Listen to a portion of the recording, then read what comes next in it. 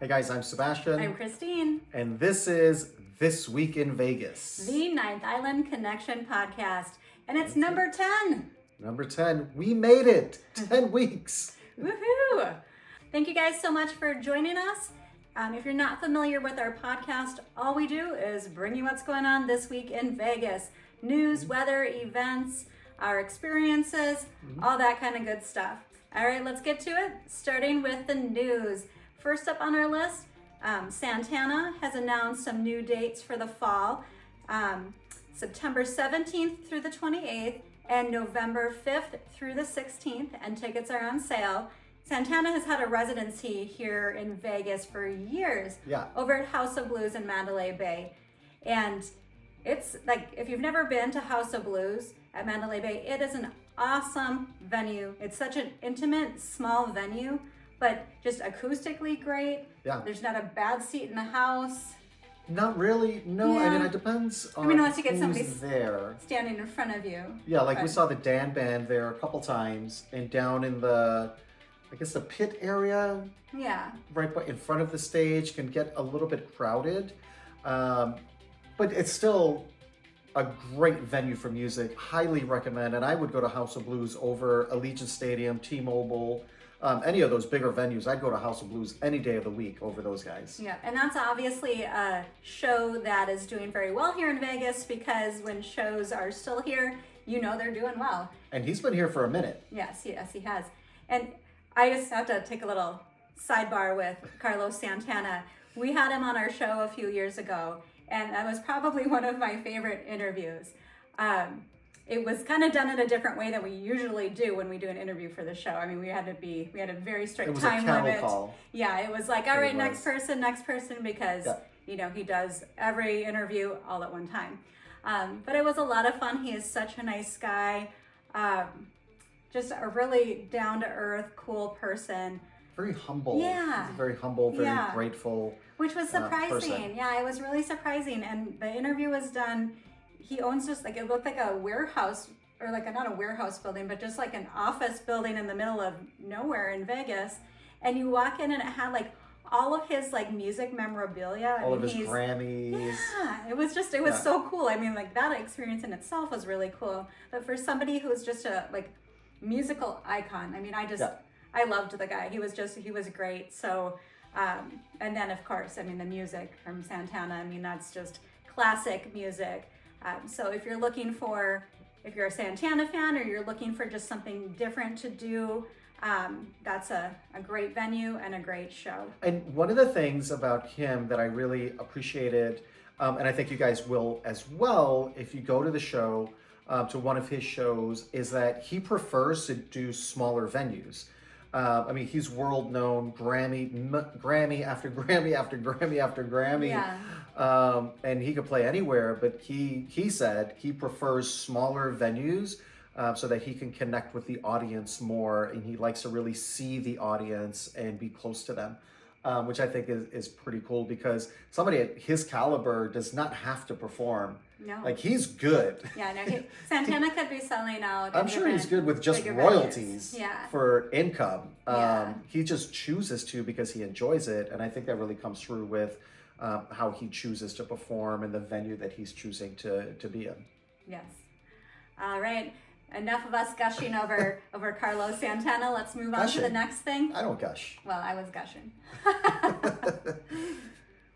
All right, so the Museum of Illusions is doing an interactive 90s, 2000s experience for a limited time, which Museum of Illusions is already interactive.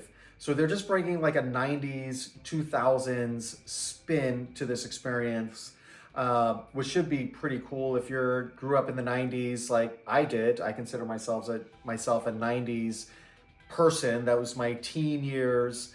I think it's really cool, and I love all things 90s, early 2000s pop culture. Yeah. So I for sure will definitely be checking this out. But hit them up, check out their website for more information on that experience. Yeah, because I believe it is a limited time experience.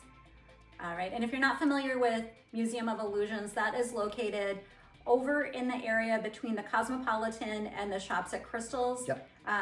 kind of near where they built a new Ross and Jason Aldean's new That one is restaurant. upstairs. It's downstairs from there. Yeah. Yeah. So it's right there. It's not very far from anything on the strip. Definitely walkable if you're staying on the strip there. Yep. Yep.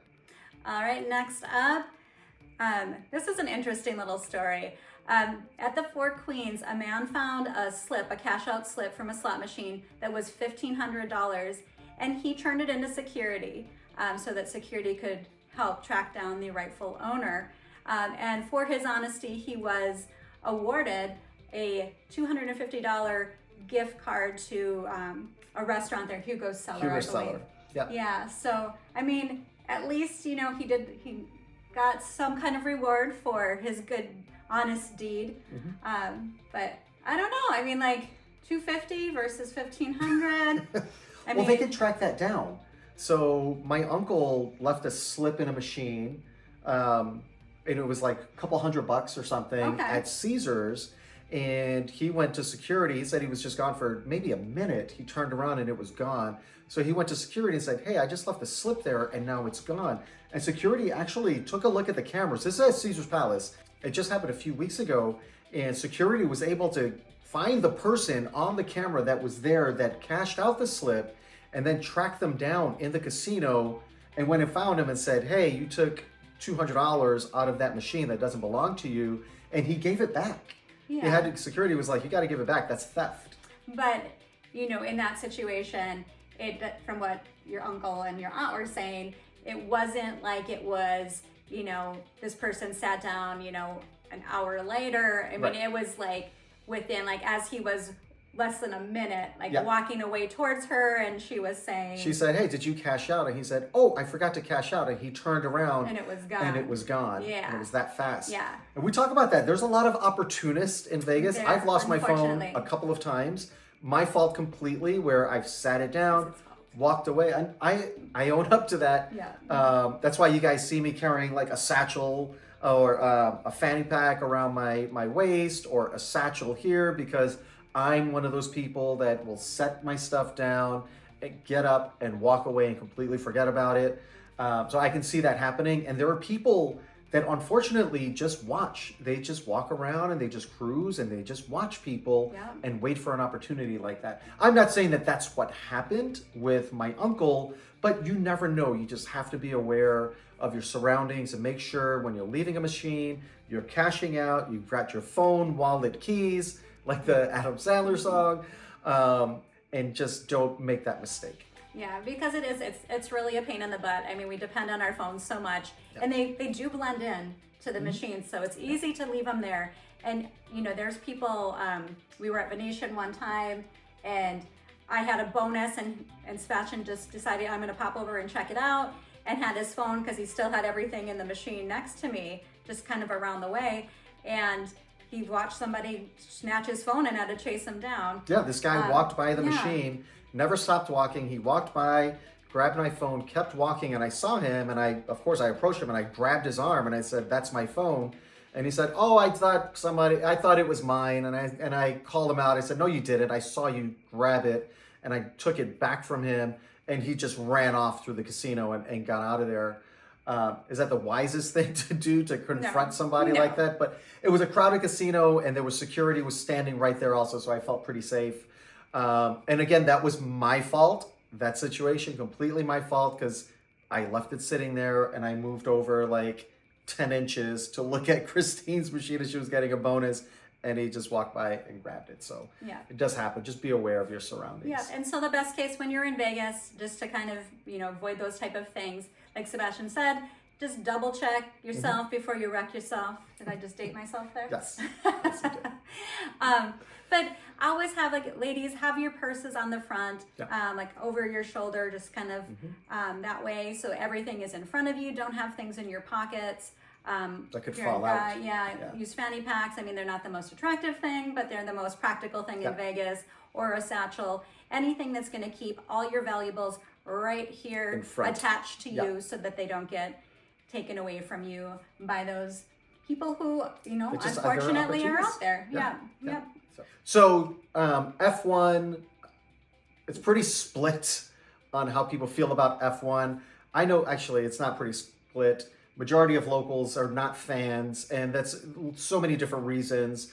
I think the finances, the businesses that benefit from F1, all those dollars pretty much leave Vegas. Well, we don't want to get into For the an most F1 part. debate. That's not So, what this is about. But they bought this land back there behind, it's like behind PH, huh? Like Yeah. behind Planet Hollywood. Back there on Colville, the paddock, the F1 Grand Prix headquarters, Las Vegas headquarters is there. They're going to be utilizing that space. So they're going to have some interactive activities. They're going to have race simulations. They're going to have go-kart racing there. Of course, they're going to have retail and all of that other stuff there. But it's actually nice that they're utilizing that space.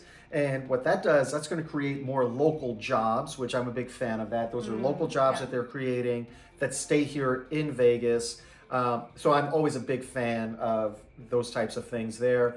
And they're actually utilizing that space, which is nice to see because it just sits there dormant, just like a vacant parking lot with a building until F1. And that's been the case for the past couple of years. So they're actually going to be using that space now. Yeah, and I'm a little curious to see how an attraction like this does just with tourists coming in as well as with locals, because usually like F1 is such an isolated event as far as like even like the F1 merchandise and all the displays that you see and everything. So I wonder how they'll do, if it'll be pretty slow and then maybe closer to F1 time if it's going to get busier or not. I don't know, but we'll see. Wish them luck. All right, we called this one last week. We were talking about how when Beyonce announced that she's having a show at Allegiant Stadium, we said, I bet there'll be a second one added because that seems to be the case. Well, they usually. were announcing the pre-sale for the first date and just working in events. The pre-sale is a teaser. They really just want to gauge how quickly they sell out before they add another date based on the interest on the first date. Yeah, but and with Beyonce, of course, she's going to sell out. Exactly. They should just had 2 shows. Maybe add a third because she's going to sell them both out. Yeah. That's what happened last year. So moving on, completely opposite of Beyonce, we're going to Wicked Spoon at the Cosmopolitan. If you guys are not familiar, that is their awesome buffet. I'm not, like I've said this before, I'm not a buffet person, but I do like Wicked Spoons because it's smaller little portions kind of already set for you, and it's really good. It's really high quality. Great service. I feel like the location is perfect because some of the other buffets are like right off of the casino floor. Yeah. And it can be just really crowded, you know, even if you're not going to the buffet. I love that Wicked Spoons buffet is just upstairs. It's kind of like down the hall a little bit. It's not massive crowd out there. Doesn't really interfere with the rest of the casino. I just like everything about it. Where it's at, the service is always top notch.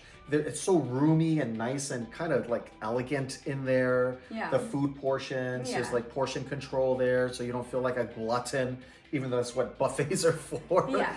But, well, you're gonna really like this because they brought back their BOGO. Yes. Yeah. So they're gonna have a buy one get one on buffets every day of the week. So for Monday through Friday, the prices are $23.50 per person. That's what it works out to. Yeah, what it works out to. So, and then for Saturdays and Sundays, it's going to kind of be about $27 a person once you break it out with a BOGO. Yes.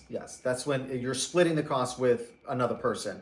Comes out to about $23 during the week and $27 on the weekends. But that is a great deal because if you think about some of the restaurants, and I'm not going to call out you restaurants, you know who you are overcharging everybody with your expensive prices, you could pay, you know, $24, $25 for a ham and cheese omelet. Yeah, an omelet. I mean, you know, like something like ridiculous. So this is a great deal and you can sample a lot of things, but definitely go hungry because it's a buffet and they have a lot of choices there. You might have to add that. I may go to a buffet with you. I'm sure I can find a friend. Worth it. I'm sure I can find a friend, somebody that will want to go with me. Okay, I'm not invited now? Okay. Well, you don't like buffets. You just said it like 5 times. I know. She did just say that a bunch of times. I said I don't typically like buffets, but I like Wicked Spoon, and for that price, it's worth it because even if I just ate an omelet at the omelet station, it's the same price as what I would pay. You're actually saving money. Exactly. Yeah. Exactly. All right, so we've got the Rotunda, which is that space right on the corner of Well, across from the Link Promenade Yeah. on Las Vegas Boulevard, that big dome right there, like by valet parking and self-parking. It's a pretty busy intersection right across from the Link Promenade there on Las Vegas Boulevard. There's that dome, that rotunda right there that's just been sitting empty for as far back as I can remember. I've never known of anything going on there since I've come to Vegas. And my first time in Vegas was 2008. And now we live there, of course, and I've never heard of anything happening there. Yeah. Apparently, at some point in Caesar's past, that they actually use that for different things. I don't know what. That's before my coming to Vegas time. Yeah. But they haven't used it in so long, and that's valuable real estate. I mean, that's on Las Vegas Boulevard, right in the center, and they're realizing like, hey, we've got this prime opportunity right there. So they finally decided they're going to take it down. At some point in 2025, they're going to take it down. Who knows what will go there? Probably more grandstands for F1. Well, didn't they, like, when the first year of Formula One, they were looking at tearing that down for grandstands for Formula One. So you may be right. That might be what's going there. Yeah. And who knows what it'll be the rest of the year. Yeah. But we'll see. That's prime real estate, though. Well, more construction. I mean, if that's one thing that Caesar's Palace is good for is construction, because there's always something happening inside or outside of that casino. I swear, they're always doing a facelift. If you're a carpenter, hit them up. All right, next up, we got to talk about the Flamingo Go Pool. Now, I know we said, as we listened, and we were told it was going to be St. Patrick's Day, March 17th. The Go Pool was going to be open. And guess what? That did not happen. But a lot of stuff, I feel like, and I'm not saying this is a Caesars thing. I think it's just a Vegas thing. It's a Vegas thing, like, never trust dates for construction or when something is going to actually open. Yeah. It's not open until it's open, which is cliche, but that is Vegas to a T. Well, I think there's a lot of like wishful thinking, and we really want to get things open at this time, but I have yet to see any major project in Vegas completed on time when it says it's going to open. So I mean, I think maybe just changing the language, like we're shooting for this date, we have a goal of this date, but they put firm dates on this Go Pool. They said we're opening by this day, book your cabanas now. Yeah, and now they changed the date to April 11th. So I mean, it's not going to happen. I don't know. I'm going to say it's not going to happen. I saw a video on social media. You guys on social media, just search Flamingo Go Pool. I'm sure you'll see various videos that people have taken from their hotel rooms. The last one that I saw just a couple days ago was just piles of dirt out there. Like, there's no concrete deck. There's no deck at all. Their holes are dug for where the pools are going to go, but there's construction equipment out there and piles of dirt. And of course, whatever you see on social media is true. Well, somebody was... Like, when I saw it, they had just posted it, like, I'm staying here at Flamingo. And it was the day before I saw it, they posted it. Yeah. I find it very hard to believe that it's going to change from what I saw to what they're advertising. Yes, but by April 11th. You do have to remember, though, there are, especially in Vegas, there's a lot of people who put up videos that are not necessarily accurate depictions of what's actually happening in Vegas. We see that a lot. Yeah. And we're in Vegas a lot, so when we see those things, we like to fact check them. I'm saying, I don't think April 11th is going to happen. Okay. Well, Prove me wrong, Flamingo. Prove me wrong, because we definitely want to check out that pool once they open. Right. But I'm not holding my breath that it's going to happen this summer. You don't think it'll open this summer? Absolutely not. I don't think so. Oh, okay. That would be... I don't think so. I don't think it's going to open this summer. Okay. No. Okay. Well, I guess we'll see. We'll see. All right. Let's end the news on a happy note. We'll talk about some jackpots. And there's been some really good ones here lately. Ones that really kind of I wish were my jackpots. If they were my jackpots, you might not see me here on this podcast. I might be out spending some money, traveling around. First one was just a measly $26,000. This was over at Red Rock Casino. That's out in Summerlin, downtown Summerlin area, probably about 20 minutes from the Strip and a little closer to downtown. Yeah. Somebody was playing Keno out there and hit the jackpot, which Keno's one of those games we always say we're going to play and we never play it. I just think it's so, like, vintage Vegas to You like think it's sit. so Vegas vacation? Yeah, it's like yeah. it's like classic Vegas, like vintage Vegas, to sit in a keno hall, like having a coffee in the morning, just with your slips, listening to the numbers, just kind of chilling. And Yeah. I don't know. It's just one of those things that I just want to check off my list that I did that in Vegas. You might be getting old. Bingo, keno. I am. I'm getting gonna start old. playing Baccarat now. Baccarat, from what I've seen, I have been doing research. Just always bet on the banker to win. Okay. That's Okay. pretty much the strategy. It's kind of like Like Pai craps, Gow. like how you play craps. Well, I bet on the house, yeah. But it's kind of like Pai Gow in where you're just dealt what you're dealt. Mm-hmm. It's like, that's it. You're not like, oh, I'm going to draw one or send this one back. And it's not like poker in that sense.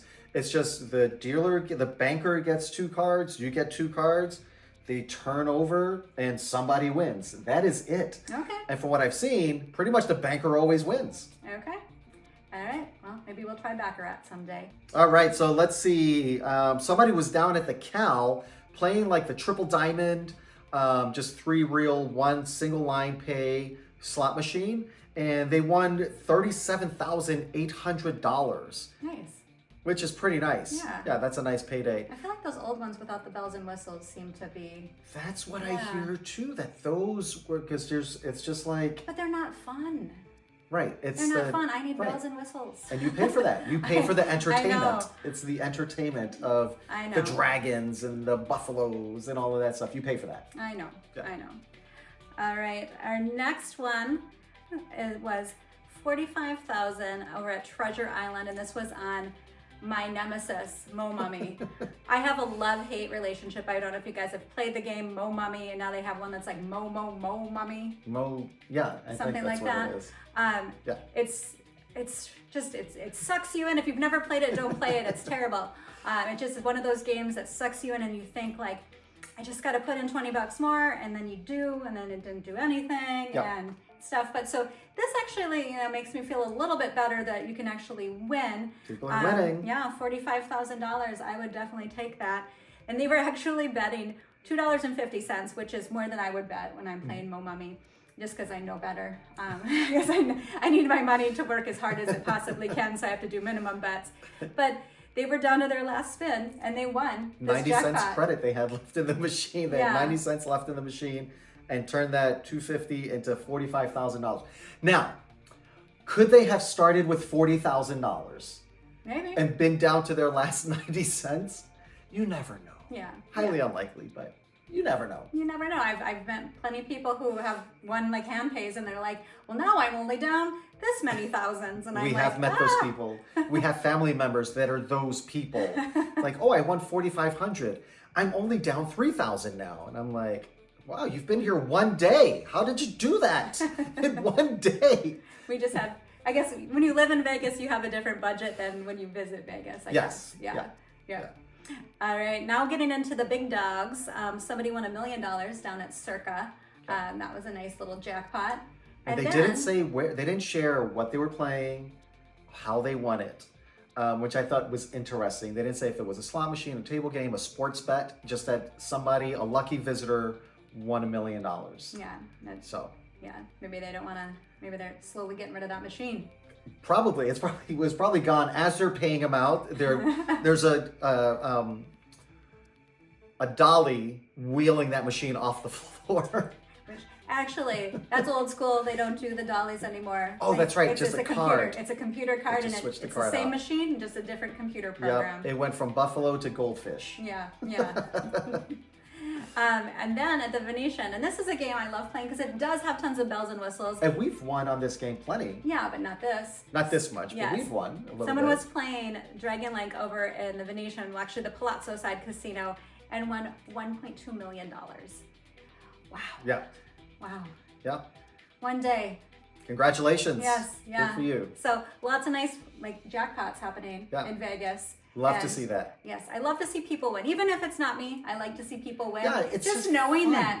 that it's not always the casinos getting that money. Yeah. Especially when they had such a great 2024. Yeah. Record-setting 2024. Even if I'm not winning, I love to see people winning around me. I really, it's not fun when you've been around, I don't know, you guys probably have as well. Like you're gambling, you're on a slot machine, and there's people like, oh, this is horrible. Oh, I never win. Oh, I did, like hitting them. And just having the worst time. I cash out immediately, and I'm like, all right. I don't want to be around you. It's just like an energy drain. You know, if everybody won $1 million every time, Vegas would not exist. Exactly. Right? It's about entertaining and having fun doing it. So you can look at it that way then. Yes. I guess, you know, like when you lose money, you are supporting Las Vegas and, and the entertainment capital. Yes. So, you know, you're welcome, Vegas. I feel like I've given my fair share. All right, moving on to weather. This is what you can expect this week in Vegas when it comes to the weather. It's going to be a lot of cloudy days. Low 70s, but still low 70s in Vegas. It's perfect to be outside, especially if you have some overcast. Yeah.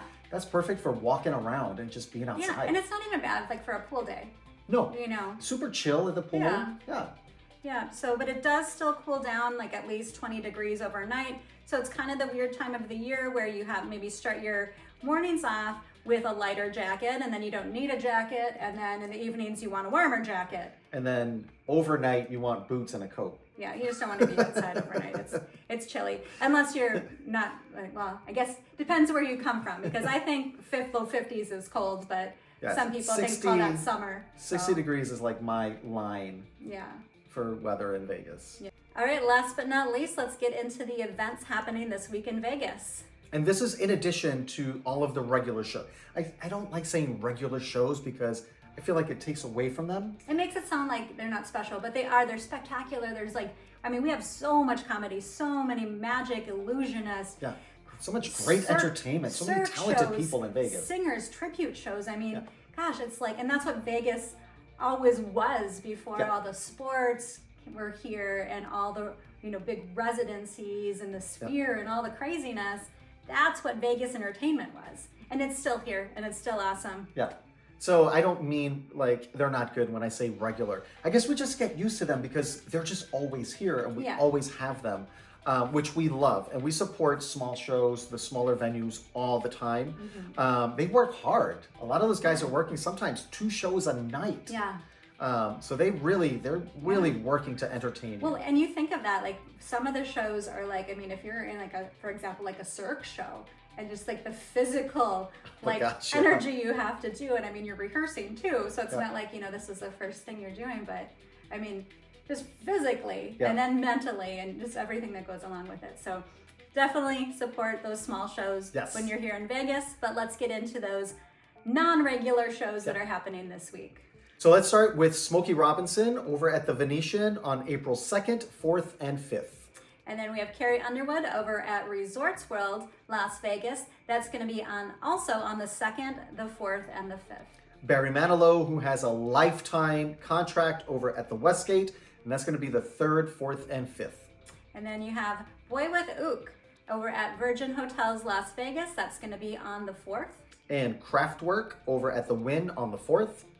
And then the Eagles are back at the Sphere on the 4th and the 5th. And now we've got Papa Roach over at the MGM Grand on the 5th. And Brian McKnight is over at the CWIN on the 5th.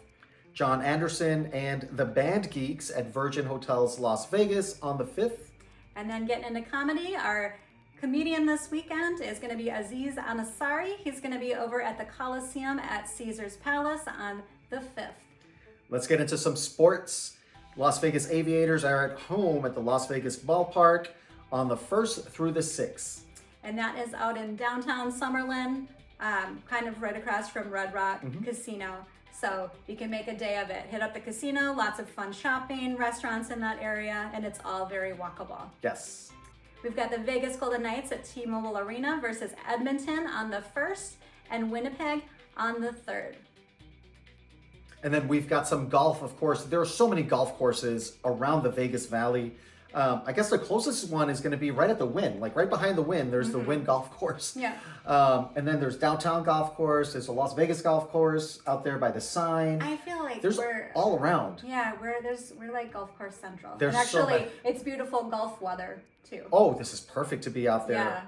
So we've got the T-Mobile match play over at Shadow Creek Golf Course, and that's going to be the 2nd through the 6th. Mm-hmm. And then we have the Henderson Silver Knights. That is kind of, I guess, do you call it the minor league team for hockey? I know you call it minor league for baseball. So the minor league for hockey, the Henderson Silver Knights, they play out in Green Valley Ranch area in Henderson, and they play at the Lee's Family Forum. They'll be there on the 4th and the 5th. And a pro tip, because we lived like a half a mile down the road from where they play, where their home stadium is, or their home arena is, when they have events, tons of traffic. So if you're heading out there for this game or really any event at that arena, give yourself plenty of time because the traffic is a nightmare. Yeah. Whether you're on surface streets or the highway, it's a mess. So just be ready for that. Yeah, I would actually park over at, if it were me, I would park at Green Valley Ranch. Or the casino, the district area. Yeah, and just spend time there, walk over, and spend time after because it's a mess. Then you can, grab something to eat, grab a drink, play a slot machine or table game, and then let the traffic die down after the event. Yeah. And then we've got the College Basketball Crown Semifinals Championship happening over at T-Mobile Arena, and that's going to be on the 5th and 6th. And speaking of college basketball, we are still in March Madness, so all the March Madness stuff is still happening through at the sports books, the sports bars, all of that good stuff. You're going to have the Final Four going on. It's going to be packed in all of the sports bars in and around Vegas, so be prepared for that. But it's a lot of fun. Just adds to that Vegas experience. Yeah, and so in addition to all the people that are coming into town to be a part of that, there's also all the spring breakers, so that can mean, college age folks, as well as families bringing their children to Vegas. Yeah. So keep that in mind. That's who kind of the crowds are going to be. So if you see a bunch of kids in Vegas, that's because they don't have school. All right, guys, that's a wrap on this one. Thanks so much for watching, for supporting. We always want to hear from you. So hit us up on social media. We're Instagramming, we're TikToking, we're Facebooking. We're, of course, on YouTube as well. And if you're looking for even more Vegas, stay right here on Hey Vegas. There's a new episode of Ninth Island Connection coming up right after this podcast.